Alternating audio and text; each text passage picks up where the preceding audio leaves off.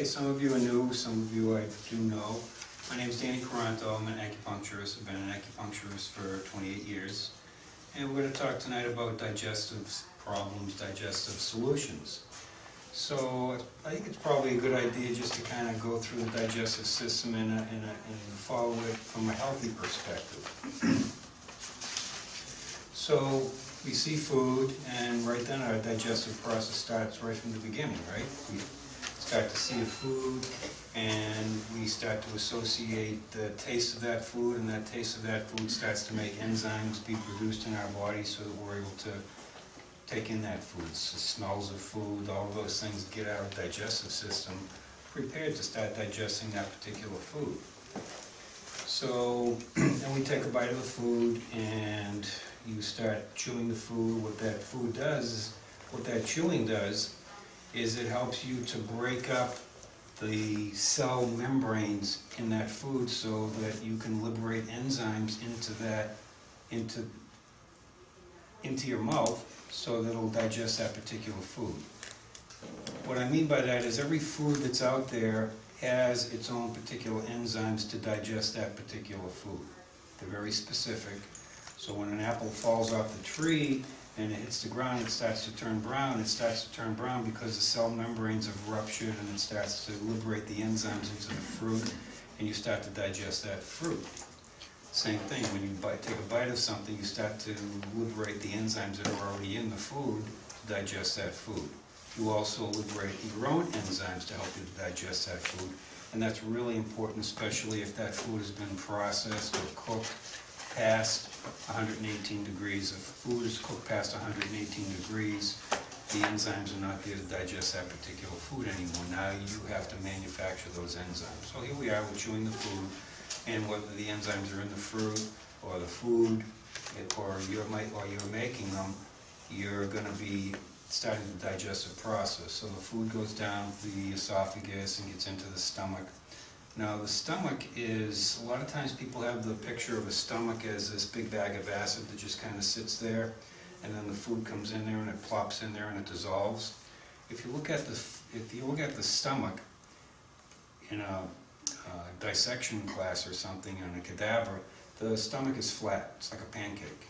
And as the food goes into the stomach, it starts to move through the stomach, kind of like a snake swallowing a rat. Yeah, exactly, kind of like what it is. As the food starts to move through the stomach, you start to secrete the hydrochloric acid in your stomach, and the hydrochloric acid is not there to digest food. It's there to help the enzymes that digest food to do the job of digesting that food. The hydrochloric acid is there to provide a medium so that enzymes that do the job of digesting the food are able to do that. So I think you get the idea. Enzymes are really important in this whole process. You know, it's like we have proteins and carbs and fats and vitamins and minerals. All those things are they're like building blocks on the job site that just kind of sit there, and nothing happens with those building blocks unless the enzymes, the workers, come along and make the changes happen that give us what food is supposed to give us. You have to be broken down by enzymes. So now the food goes from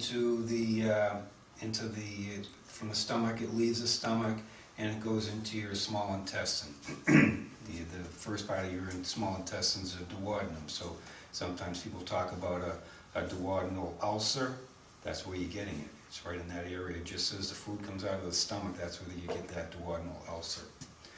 So the function at that point is to have your gallbladder the function at that point is for your small intestine to send a signal over to the gallbladder and say what kind of food we got here. If you got any food that has any fat content in it, your gallbladder is going to squeeze. The gallbladder is just kind of a little bag that sits there.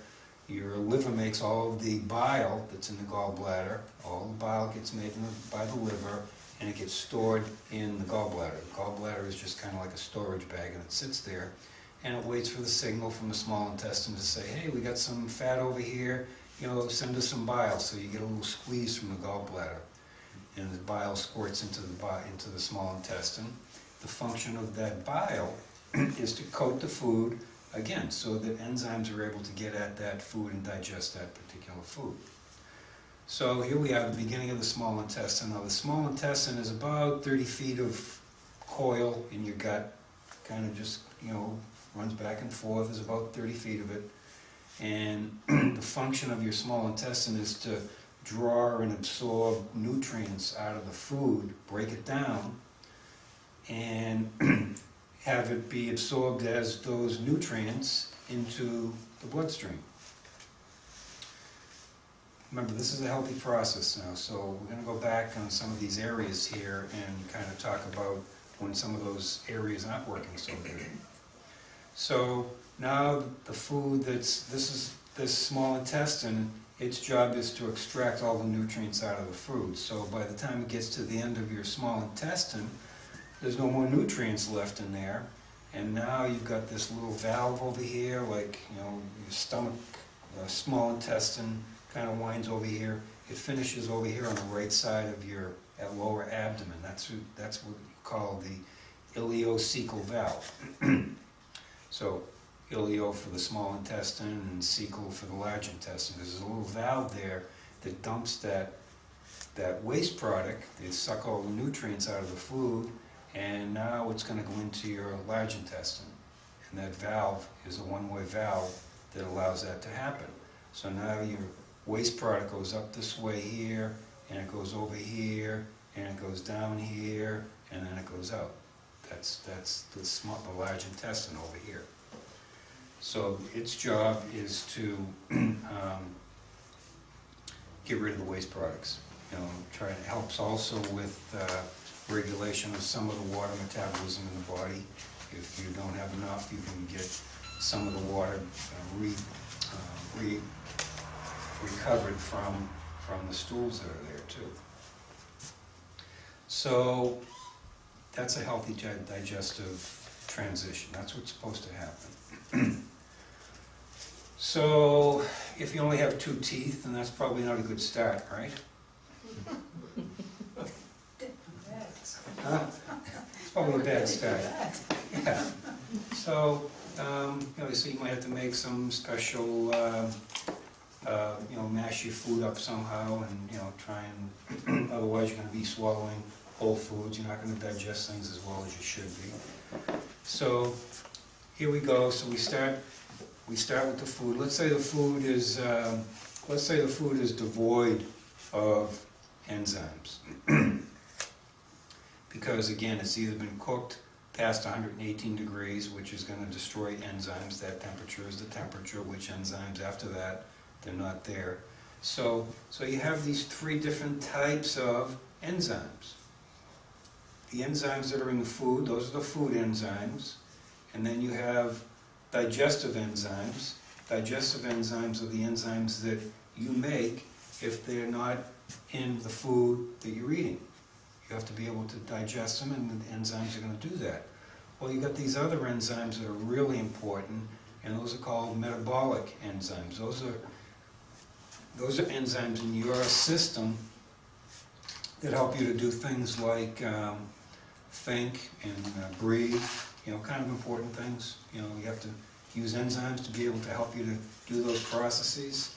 You have enzymes that are going to help all kinds of transformative processes in your body. So if your food has not got enough enzymes and you've been eating a diet in most of your life that's been either cooked or is devoid of enzymes because they're not there because the food processing industry has to kind of get rid of enzymes sometimes so that they can keep the food on the shelf for a longer period of time. That happens. I bought a tomato at Publix one time and I put it on my treatment room shelf and I left it there for 6 months. and it didn't rot. I left it there for 6 months. It didn't rot. So that tells me there's no enzymes in that food, in that fruit, in that tomato. Now, what happened what started to happen was that it started to shrivel on the skin because we're in the air conditioning in this place all the time. So the air-conditioned air is always drier than the desert, so it started to get dehydrated. But I didn't, that was an eye-opener for me. It tells me that a lot of the food that's out there just doesn't have the enzymes in it. So when we're not taking in food that has enzymes, we gotta make them. And your pancreas and your liver are the main organs that help you to produce enzymes that help you to digest food. The lipase helps you to digest fats, and protease helps you to digest proteins, and carbohydrates and amylase, they help you to digest the carbohydrates. So you need those things to help you to digest your foods. So if you're not making enough of those, then you don't digest your food. Well, if you don't digest your food, one of the things that can happen is that you eat the food, you don't make the enzymes, the food doesn't digest, it can sit in your stomach and start to cause you to have symptoms like heartburn, indigestion, reflux. And those can happen a lot of times. Another reason that can happen is because of not enough stomach acid. You're not making enough stomach acid to help you to digest to help you to digest the food. So, and there's reasons why you might not be making enough hydrochloric acid. One of them can be a low thyroid. Low thyroid, it can be one of the contributing factors to somebody not being able to make enough hydrochloric acid. There are other reasons too. I think some of them are nutritional. So if you're not breaking down your food, then that food does what? It sits in your stomach, it decomposes. The decomposition causes a very acidic environment in your stomach, and so many times people that don't have enough stomach acid are going to have acid regurgitation and reflux. It's not from stomach acid, it's from food that's not digested, and that decomposition process causes a very acidic environment, and so you'll experience that acid. So when I'm suspecting something like that, what I like to do is what I call the apple cider vinegar test, and I like to use it not as a fix, although until we figure out what it is, it can be a fix, and I've seen it be a fix all by itself. But if I have somebody that's got heartburn, indigestion, reflux, I'll have them take a little bit of apple cider vinegar, maybe a couple of tablespoons of apple cider vinegar, 3-4 ounces of water. When you start to feel the acid reflux, heartburn, indigestion, just drink it. Now, if your problem is if your reflux is being caused because you have a lack of hydrochloric acid in your stomach, you're going to feel better in about 15 seconds. It's quick. It's like a miracle. If you drink the apple cider vinegar and it makes you feel worse, then what that's telling us is that you don't have enough mucus protective lining on your stomach to protect you against the acid that's supposed to be there. Some of those people are going to end up feeling worse usually if they take apple cider vinegar. So I use it as a diagnostic. So you can have the same symptom, but you can have different reasons why that happens. Why does the stomach not produce enough mucus sometimes? Many times that's because of overexposure to the stomach lining, to adrenal hormones like cortisol, which will wear down the protective lining on the stomach. And how do you produce too much cortisol? Stress. The biggest killer there is.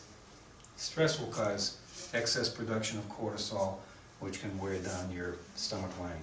I mean, wasn't the rap before it used to be, well, you're making too much stomach acid because you're a type A personality, and you've got a job that's a high stress job, and that's what's causing you to burn a hole in your stomach because you're making too much hydrochloric acid. Okay, think about the stress response. Okay, here's a stress response. There's a tiger sitting right here. So can you imagine the types of chemicals and physiology that's going to be happening in your body if you have a tiger sitting in front of you? Because that's a beautiful picture of what happens to us when we have stresses. Whether the stress is mental, emotional, your kids are screwing up, you're at a job and the job is and the boss is a jerk. You can't punch them out, you can't run away, you just got to sit there and suck it down. You know, all those things. You know, you get aches and pains all the time. You're exposed to chemicals or allergens or sick buildings or industrial chemicals, environmental pollutants. Those are all stressors, and they cause the same physiology to kick into your body: mental, emotional stress, physical stress, or chemical stress, as if the tiger was sitting up there in front of you. So it's just, I like to use the tiger because it's a good visual. So you can imagine there's probably 3 things that your body is not going to be getting itself ready to do when you have a tiger sitting in front of you. You're probably not going to be wanting to eat, or your body's not going to be getting itself ready to do these tasks, right? It's not going to be ready to start digesting food, or having sex, or sleeping. Those are probably 3 things you're not going to want to do when the tiger is in front of you. So when you're having these stresses going on, and you're not, so the point of that is that the whole idea of stress being caused by, or should I say heartburn, indigestion, reflux being caused by too much stomach acid because you're in a stressful situation doesn't make a lot of sense, because why would you, if you had the tiger sitting there in front of you, start to produce hydrochloric acid to help you to digest food? Probably not going to happen. What will happen if you've been exposed to this stress over a prolonged period of time is that the protective lining on your stomach will start to not protect you from the acid that's supposed to be there. And you can burn a hole in your stomach. But it's not because you make too much hydrochloric acid. So what are people given that have heartburn, indigestion, reflux? They're given omeprazole, Prilosec, Nexium, Acifex, all these things that they're given. Do you know what those drugs do? Decrease your acid production. Or block it. More. They stop it. They stop you from making hydrochloric acid. So how does that make sense? To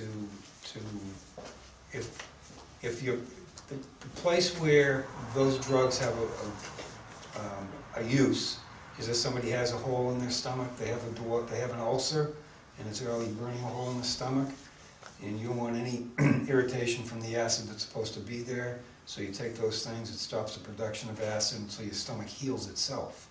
But you shouldn't have to be on those things forever.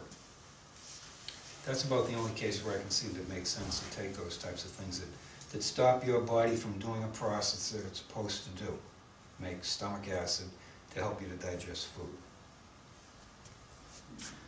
There's another thing that also will decrease stomach acid, and it has to do with the most infectious agent in the world.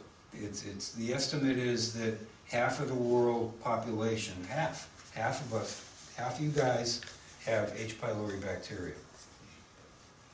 H. pylori bacteria has been shown also, aside from causing stomach ulcers, it's also been shown to be a major factor in why people build up plaque on the inside of their arteries. So H. pylori is a big deal. So, how do you get H. pylori bacteria?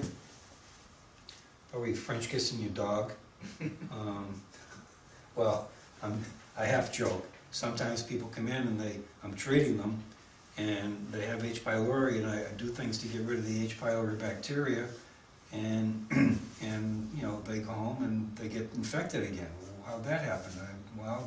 Does your dog lick your face at all? Yeah. Well, animals can be affected too. It really does happen. So when somebody comes in and they have H. pylori bacteria, I have to treat the whole family, because you're going to pass it back and forth. Half of the world population. When I say these things, you guys can go on.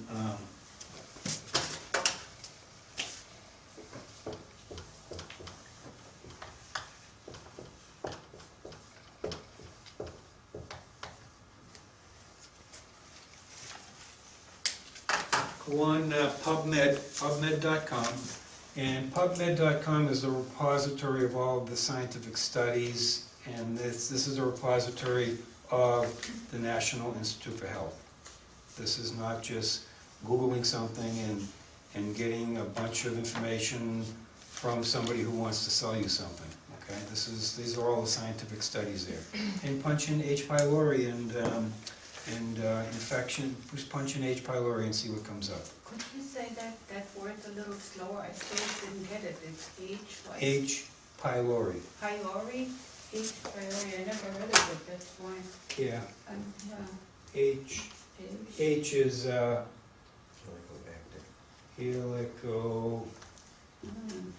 Helicobacter pylori. So we just usually abbreviate it H. pylori. Gotcha. Okay, it's a bacteria. Now the interesting thing about H. pylori is it's amazing. They want to do what every other critter wants to do. This H. pylori wants to, they want to survive, right? Well, they like living in the stomach, but they don't like stomach acid. So H. pylori has developed a mechanism to be able to burrow into the parietal cells in the stomach that make hydrochloric acid, and the H. pylori bacteria can shut down hydrochloric acid production. So what do they give you when you go to the conventional medicine person and you found that you have H. pylori bacteria? They give you 2 antibiotics and a proton pump inhibitor, omeprazole. Yeah. So, you know, the H. pylori bacteria is down there going, yahoo, thank you so much. You know, you're getting rid of the stomach acid. I like that. Now, what kills them is the antibiotic, and it'll work. But there are natural things that you can use that work as well as the antibiotics. You have to be on them for a little bit longer, maybe a month. But I've had many people have been able to eradicate the H. pylori bacteria using natural substances. And I know because I test them before and I test them after. The best test for testing for H. pylori bacteria, well, there's two best tests. But the one you probably want to do is the urea breath test. H. pylori urea breath test. And it's just like what it sounds like. You get on the lab, you blow in a tube, and it tells you whether or not you have H. pylori bacteria. It's 98% sensitive and specific. The other way also, 98% sensitive and specific is a stool test. You go to the lab and you know, leave them a sample, and they'll test it and they'll tell you whether you have H. pylori bacteria. I think the breath test is a little bit easier.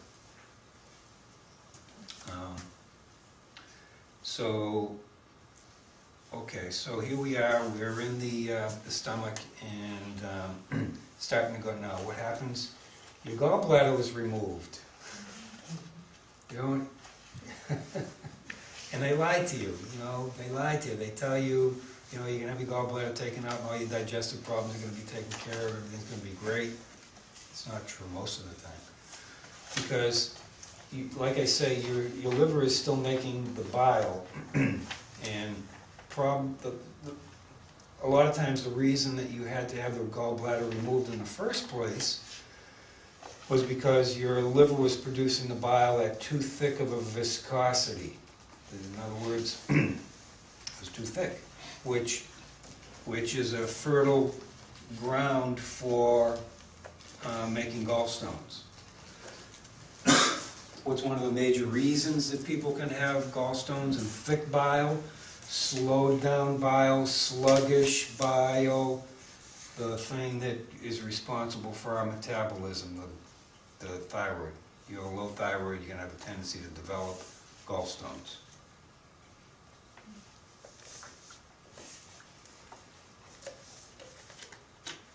And in fact, you have elevated cholesterol. The first reason people have elevated cholesterol is going to be insulin resistance to diabetes. The second reason people have elevated cholesterol is low thyroid. And the gallbladder is very important to help you get rid of cholesterol. Your liver makes cholesterol. The bile in your gallbladder will bind to cholesterol and help you to pass out cholesterol through your stools. So if you don't have a gallbladder, then you can have a problem with lipid metabolism. Well, we know you'll have a problem with lipid metabolism. Lipids are fats, because that's what the gallbladder, that's what the bile handles. It coats the fatty food and helps you get the enzymes at the food to digest that food. We have another slide on here someplace, but we'll get there. Okay, so here we are, we're in the small intestine, and remember that's the place where you're supposed to absorb the nutrients out of the food. Well, if your food hasn't been digested from the get-go because you don't have enough stomach acid, or you don't have a gallbladder, you're not making bile or storing bile, the bile never gets into the cystic, the duodenum, the place where it used to. You're making the bile, but it's never getting to the place where it's supposed to get to on time. So when I have people that I'm treating that don't have a gallbladder, or if I have somebody that comes down to see me even for a consultation, and I see on their intake sheet, you don't have a gallbladder, I usually tell them, if I never see you again, you need to leave here with a bottle of bile salts. I call it gallbladder in a bottle. It's a small bottle of bile salts, little tablets, and if you don't have a gallbladder, you need to take these things. You keep the bottle in your bag, in your pocket. When you eat something, especially something that's got any kind of a fat content to it, you take 1 or 2 of these little tablets, and it will really make a big difference in helping you to digest your food. Because the bile is never going to get to where it's supposed to get to in time. So, so I call it gallbladder in a bottle. And I don't think anybody should ever have to keep on taking anything for the rest of their life. So I usually will tell those people, you're only going to have to take these bile salts for as long as you don't have a gallbladder. Ready for 200 years. So, all right, so now the food's in the small intestine where you're absorbing all those nutrients out of the food, but it hasn't been, the digestive process hasn't been, where it's supposed to be. You didn't make enough hydrochloric acid to help to digest it, and the food moves along, and you don't have the bile from your gallbladder to help digest that food and coat the food so the enzymes are able to do it. So the food is not going to end up being in a condition to be able to absorb all the nutrients out of the food. It becomes very inflammatory to the large intestine, the small intestine. We haven't got down that far yet. So that's when you start getting things like leaky gut.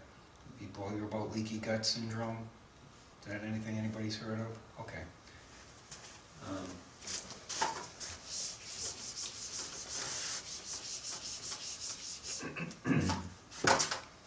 So that small intestine that I was saying that winds through your abdomen? Okay.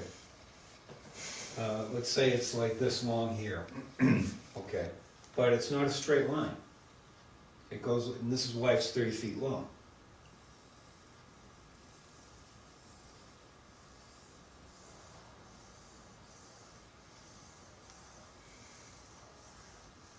Okay. Now, I'm going to use this line here to be like a demarcation point, okay? This is the small intestine, and food comes in here, and it starts to be in contact with all of these things here. And so the food, when it's broken down, it gets into the bloodstream, and it gets into the bloodstream. And because food, when it's in the digestive canals, it's not really inside the body. It's like,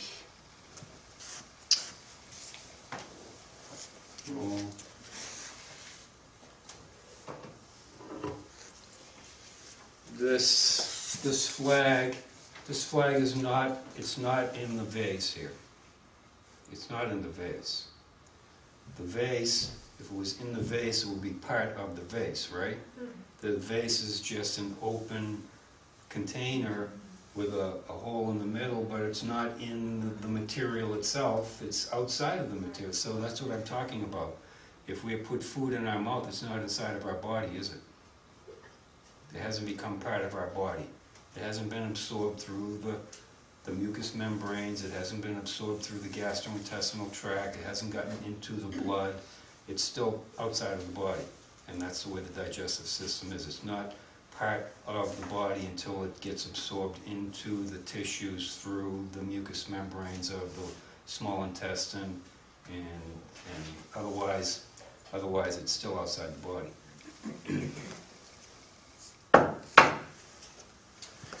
So, where's my pen? So here's what happens with a leaky gut. Food comes in, it's not digested, and it becomes an irritant. It starts to irritate the linings here. And so what happens is these spaces become wider. So you start getting bigger particles of food that get back into the bloodstream. This is the bloodstream here, the bloodstream here, bloodstream. You get bigger particles that are able to transit and go through the wall of the small intestine and get into the bloodstream. Undigested food in the bloodstream is not what's supposed to be there.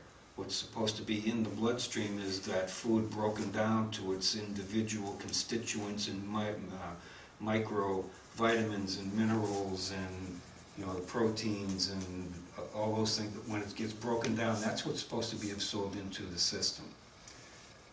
Broccoli and cucumbers in the bloodstream are not supposed to be there. Okay, so what happens? Well, if it's not supposed to be there, who's supposed to take care of that? Your immune system. Now your immune system becomes sensitized to foods that you might have been okay with before, but now because you have a leaky gut, you become sensitized to those foods, and you start to make antibodies to those foods, and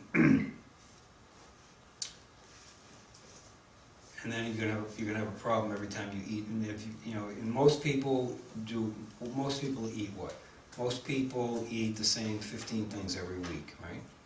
So you become sensitized to the things that you eat on a regular basis, because your body's making antibodies to those foods that you used to be okay with. So, so that's one of the things that can happen, and that's what we call a leaky gut. Does that make any sense at all? Yeah. Okay.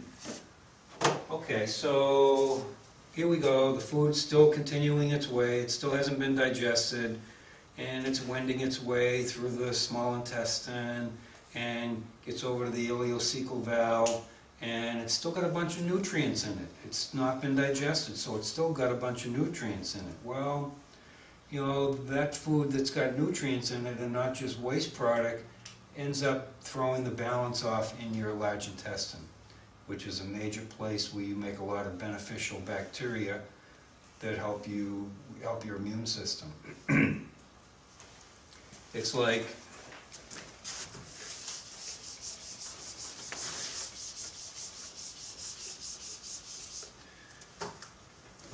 It's like your large intestine has a whole bunch of colonies of critters that are supposed to be there.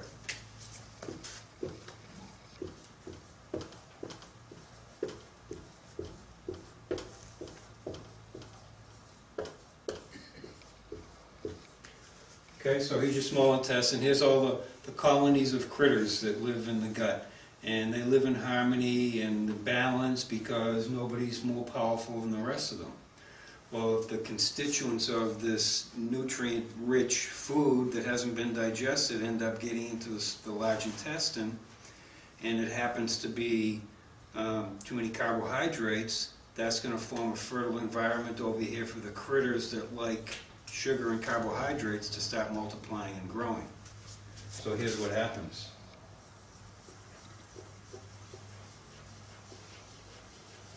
There's no more balance at all. This critter just took over. And let's say it was, you had too much protein in there. That's going to make a fertile environment for the bacteria to start growing and proliferating. And it'd be the same idea. If this was bacteria, then that starts growing and proliferating because you got too much of the proteins in your large intestine, and it throws the balance off. So it's about balance, isn't it? It's not like one critter is bad and one critter is good. It's what's the balance of those critters that are living in your gut. Okay, you have a lot of bacteria in your system that are supposed to be there that actually help you to make things like vitamin B12. Vitamin B12, one of the biggest places we get B12 is from your gut, because bacteria that are in the animal world, right? They're not plants, they're not minerals, they're animals, okay? And they make B12.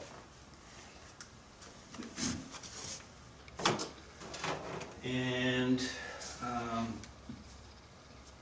so that food that's in the gut, then you can get another irritation that ends up looking like Crohn's disease, irritable bowel syndrome, ulcerative colitis, all of those things. The foods can end up firing up your immune system to do a thing that's called cellular mimicry.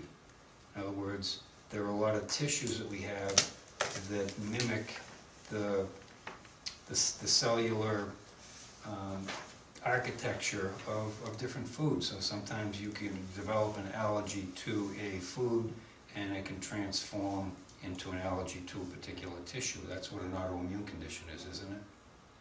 Autoimmune conditions are your immune system looking at a piece and part and parcel of your body as if it was enemy and mounting a response against it.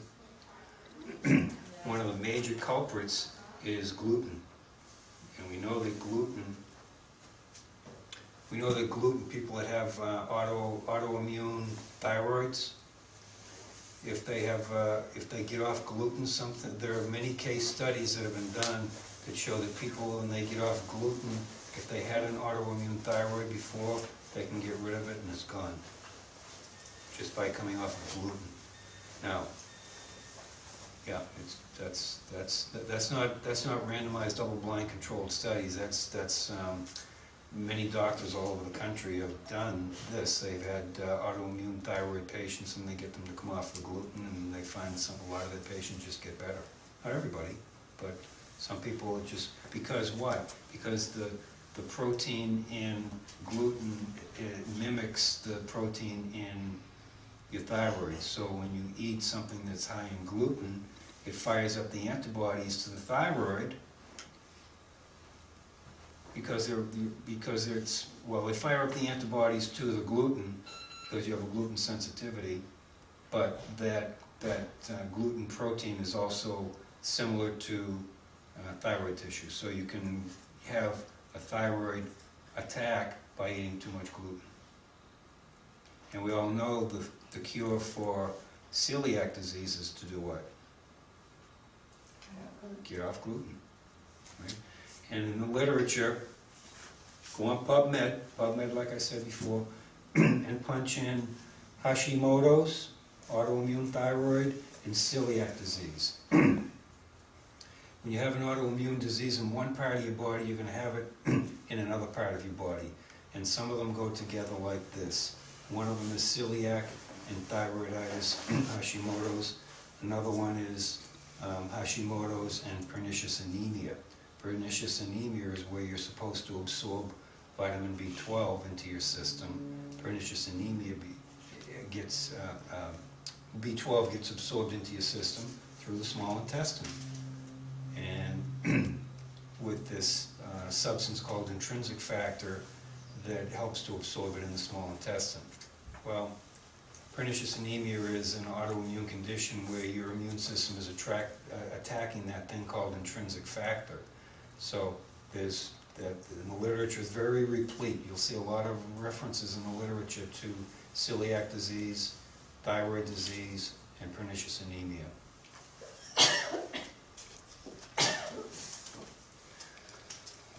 So, a little more than you were thinking about in the digestive lecture. Anyway, so I probably talked a lot about what I wanted to talk. I mean, these slides probably already, I probably already talked about some of these things. So, certainly we all know that a major reason for digestive symptoms is what we put into our body, you know, the diet that we have is, and that's one of the major things that I have to look at when somebody comes down to see me. Anybody that comes to see me, I always get a diet history from them, and I get a diet history for about a week. Because like I say, most people eat the same 15 things every week. So if I can get a diet history for a week, then I have a pretty good idea of what these people have been putting inside themselves for probably quite a while. So, you know, I mean, it's got to be, if I get somebody that's coming down to see me and they're eating a Pop-Tart for breakfast and a candy bar for lunch and a piece of pizza for dinner, we need to talk, right? I mean, I don't care what somebody's coming down for. If that's your diet, we need to talk, because nothing is going to help you. I can chase symptoms around for the rest of your life, but that's not what I want to do. So I need to make some changes in that person's life, don't I? So, using that example, that's not a made-up story. The person that I was thinking about when I used that example, this was his problem.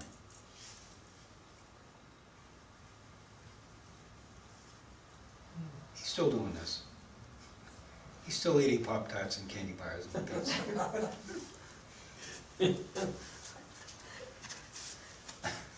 So. Is that a tremor, or is he saying no? No, that was something he couldn't stop doing. You know, something he couldn't stop doing. He was a young guy too. He was 50 when I knew him.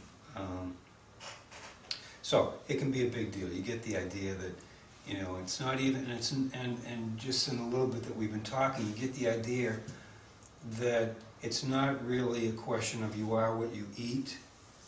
You are what you eat that becomes a part of you. And there can be many reasons why you might have the best diet in the world, but are you absorbing those things? Are you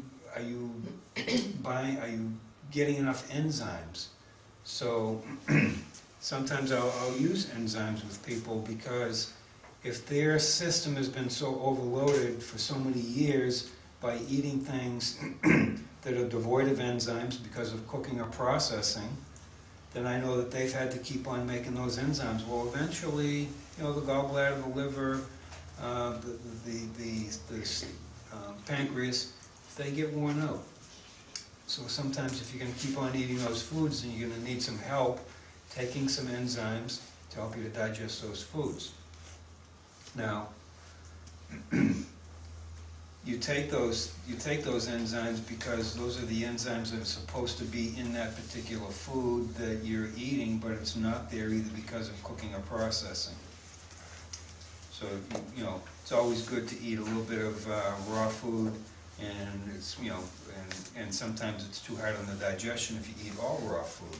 So cooked food is fine, but you want to try and do something that's going to allow you to get some enzymes.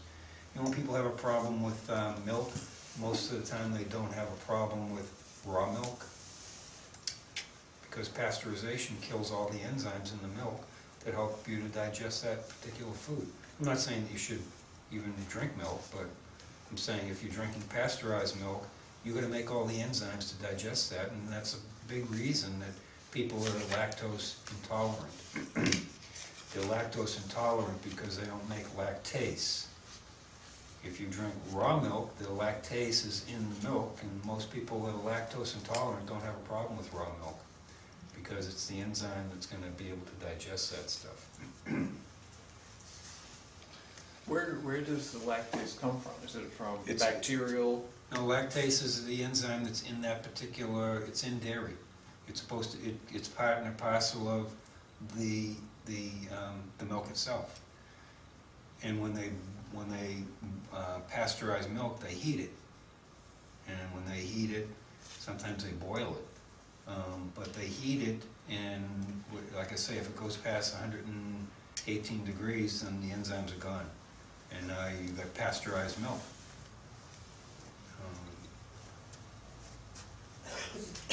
So you know what Louis Pasteur's last words were?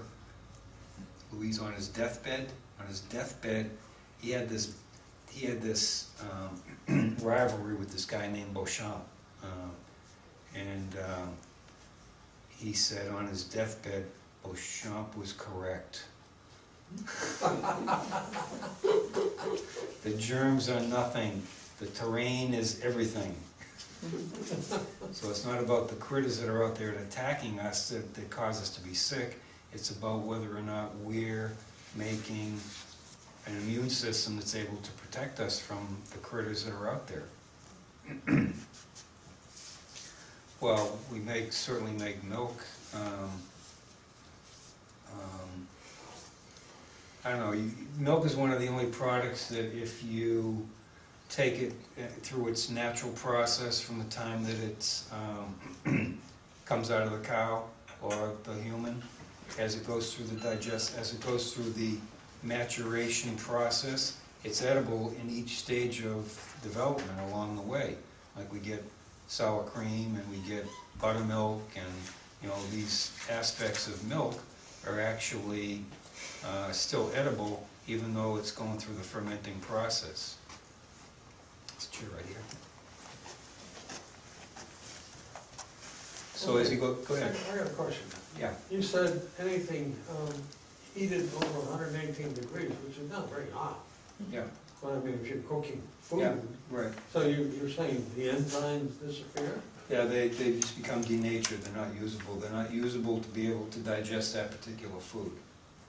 So, nature in its infinite wisdom figured, okay, I gotta be able to remedy this because maybe people aren't gonna have enzymes all the time in the foods because they maybe dried it or I don't know, whatever. But you can make enzymes. You can make the enzymes. But if you overload the system with too much food that doesn't have enzymes in it, then that can cause problems. So what do you suggest? When people come down to see me, I check everybody. Part of the exam that I do, I spend an hour and a half with somebody. Part of the exam that I do is a digestive exam to see if they're digesting fats or proteins or carbs. Are they getting enough of the proteins, carbs, or fats? What areas of the body is that lack of causing a problem in which area? So that's part of what I do when I see somebody. I usually spend about an hour and a half with somebody for a new patient. Even 5 people that had the same exact condition, I'm gonna spend my time with those people because everybody's got their stuff and they have it for a different reason. 5 different people come down and they get the same exact diagnosis. I could have 5 different ways of treating those people. Everybody's got their stuff and they have it for a different reason, and I just treat everybody the same. I'm not gonna get the same results as if I individualize what was going on. So the way that I do that, I do my exam, I get all the information, get the histories, the talking part of the history. I'm always looking for, never been well since, whatever your main problem is, when did it start? What was going on in your life? Birth, marriage, death, divorce, financial disaster, family problems, relationship problems. What was happening in your life at the time when you started having this problem? Did you fall down and whack yourself? So, that's important. So I get that history. Then I do the physical exam. That gives me a tremendous amount of information, just checking different reflex points on the body, feeling the pulses, looking at the tongue, doing different movement type tests. And then if I get some blood work from somebody and it confirms the patterns that may have developed during that exam, then I'm not guessing. It's a beautiful thing. The blood work gives a tremendous amount of information about what's going on with the body. Like an H. pylori bacteria picture, even if they didn't check it, you're going to look at it and it could be your white blood cells will be elevated, your neutrophils will be elevated, your lymphocytes are going to be low. Well, that could be, and then you're going to have your protein and your globulin in the blood tests are going to be either high or low. That's going to tell me that there's a strong relationship between H. pylori if I got those markers all off. Because one of the things that will raise or lower protein or globulin in the blood is going to be low stomach acid. So if you got low stomach acid, we know that one of the reasons that you can have low stomach acid is H. pylori bacteria. That's what it does. And then, Suppose you're on omeprazole then. yeah, that's what's gonna happen. And if that's the case, then they can probably have it written across their head, H. pylori bacteria. Because if you're not making stomach acid, you already got a fertile environment for the critters to want to live there anyway. And I look at it not so much for the digestive aspect of it, but it has major cardiovascular implications, H. pylori bacteria. There's a few critters that will cause cardiovascular problems. H. pylori is one of them. Coxsackie virus, cytomegalovirus, chlamydia pneumonia, gingivitis, all those things, all those critters have been shown in the literature to, in concert with elevated cholesterol, to cause plaquing on the arteries. And cholesterol all by itself is not a big deal, but when you get extenuating circumstances, then it can become a factor. And H. pylori is one of those.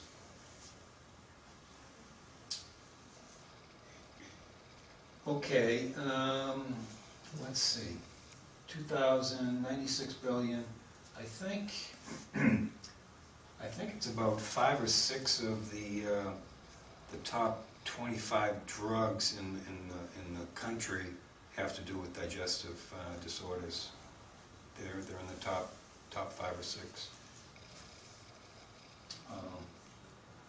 So anyway, I think I've done a lot of this already. I mean, you're not going to get a lot of this information anyplace else. I mean, you know that. I mean, just a little bit that you've been here. Nobody's telling you about the possibilities of why you might be having some of these gastrointestinal symptoms. So this is kind of like what we talked about. We went through the whole digestive process.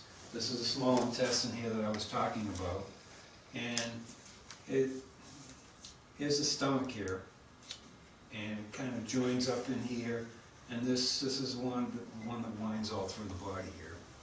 That green thing there, that's your gallbladder. Underneath that's the liver. Okay.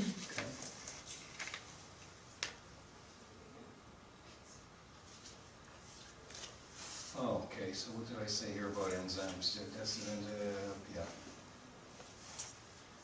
So the esophagus is kind of like kind of like a tube, just goes from the mouth down to the, and it's got muscles along the way that help the food along.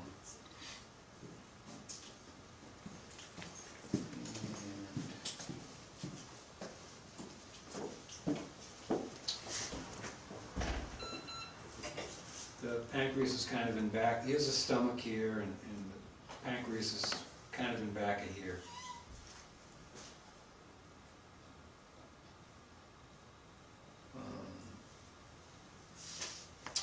So, any questions at all? Could you just tell them I'm busy right now?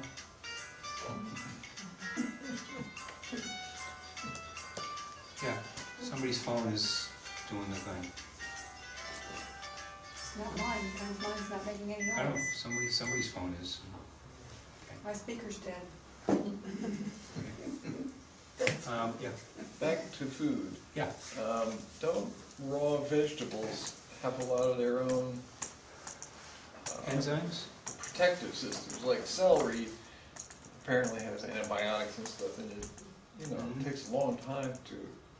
Is that separate from? Do they still have enzymes? Uh-huh. Raw vegetables still have enzymes Yeah. in them that help you digest them. They do, yeah. But a major reason people don't digest some of those things is because they, I mean, you heard people, they tell you, oh, I eat corn and it comes out like it, I never even chewed it. Well, you probably didn't. If you chew things, so the macrobiotic people have a real, I'm not a macrobiotic, but I take what's useful and discard the rest, just like Bruce Lee, okay?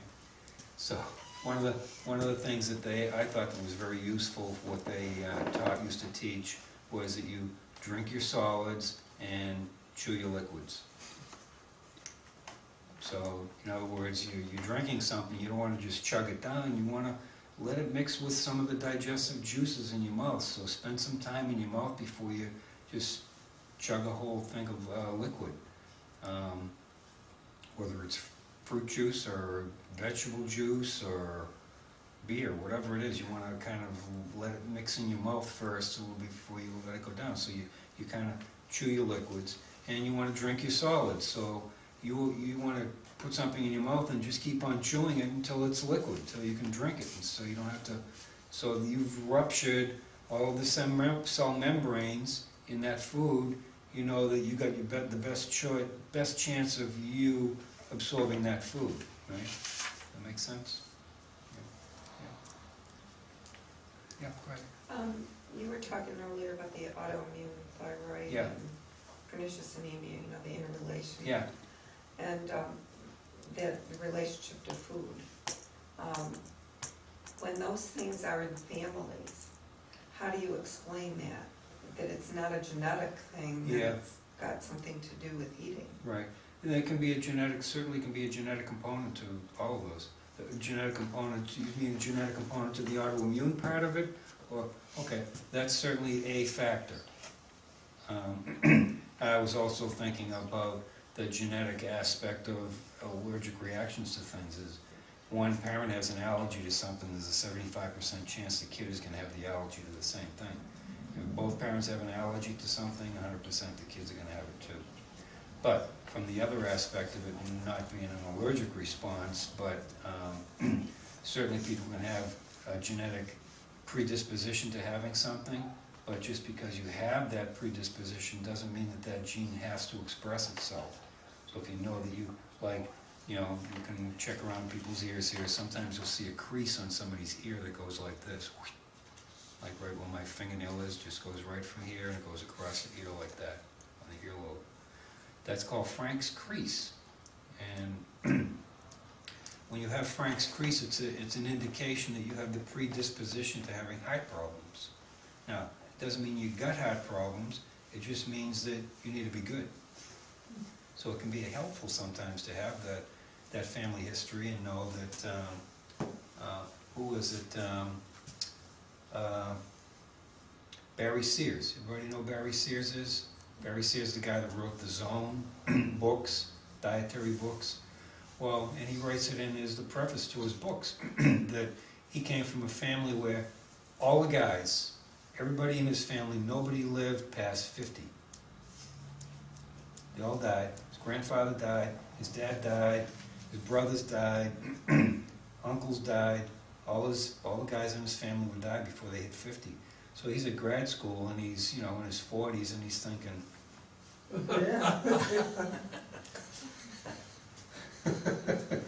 so he's, you know, studying nutrition at grad school. And so and I've met him and he's in his 60s now. So yeah, you have the genetic predisposition for something to happen, but you got some control over it. You know, it doesn't mean it has to happen to you.